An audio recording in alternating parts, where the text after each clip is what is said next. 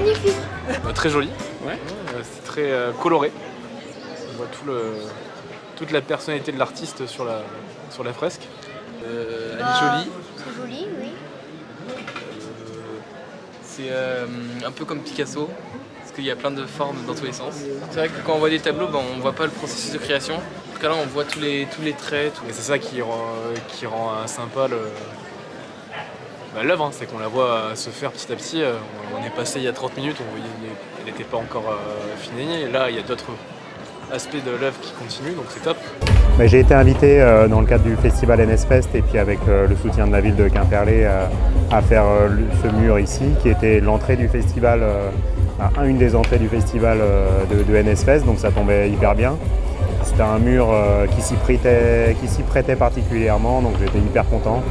C'est un mur que j'avais déjà repéré jeune adulte quand j'avais une association à Moëlan et que je trouvais que c'était un mur assez propice à faire des graffitis, à faire une commande ou en tout cas faire une fresque.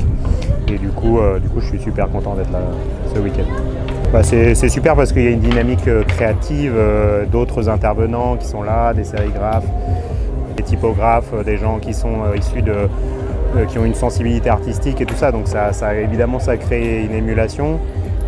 C'est plus dur de se concentrer sur son travail, mais ça c'est pas grave, justement c'est le plaisir d'être ensemble, d'avoir des atomes crochus, d'avoir des sensibilités artistiques qui se répondent, et puis c'est toujours là où on reçoit aussi le plus de soutien, donc forcément c'est moteur pour la suite, quoi.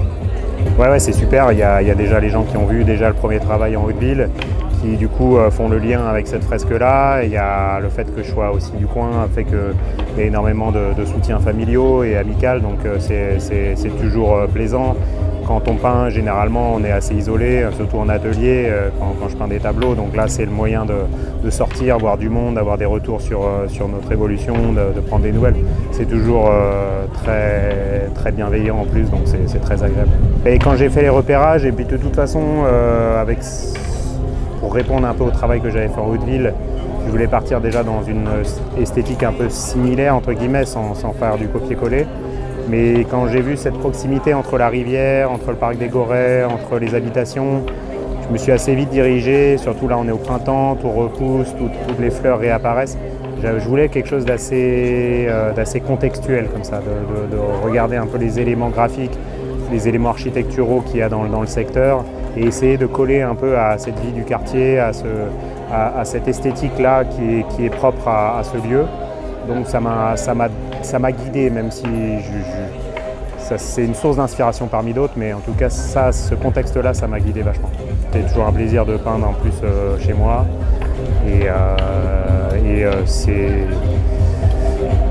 je peux que soutenir l'évolution de cet art-là qui, je pense, amène vraiment de la couleur dans les villes et du baume au cœur, et je trouve que ça, en tout cas, des retours que j'ai, c'est hyper positif, donc évidemment je suis hyper content d'une certaine reconnaissance de cet art-là aussi, donc quand ça se fait chez moi, je suis encore plus sensible à ça, quoi.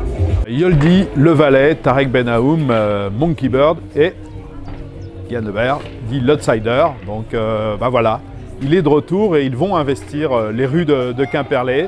Le NSFest aura été le coup d'envoi de ce parcours d'art urbain avec des artistes que vous allez rencontrer, avec lesquels vous allez pouvoir échanger, discuter, comprendre leur passion, leur poser des questions. Et une fois que leur travail sera réalisé, vous allez pouvoir jeter un nouveau regard sur notre cité, marcher, toujours marcher, on marche toujours dans Quimperlé, et vous allez pouvoir découvrir leurs œuvres, 5 œuvres, qui vont constituer tout simplement un parcours d'art urbain. Donc voilà, c'est le coup d'envoi aujourd'hui avec Yann, l'Outsider, et on est très heureux de l'accueillir à nouveau et de fêter cela avec lui.